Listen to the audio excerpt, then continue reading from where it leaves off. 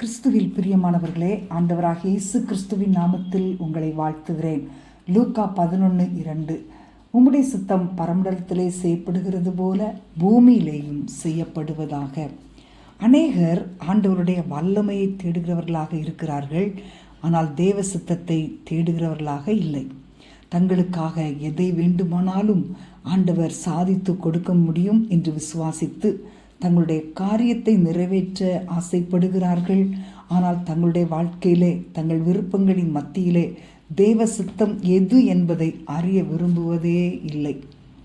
எதையாவது தேவனிடமிருந்து பெற்றுவிட வேண்டும் என்று நாம் தீவிரப்படுவதற்கு முன்பு தேவன் எது தங்களுக்கு நலமானது என்று நினைக்கிறார் என்பதையும் அறிந்து கொள்ள நாம் முற்பட வேண்டும்.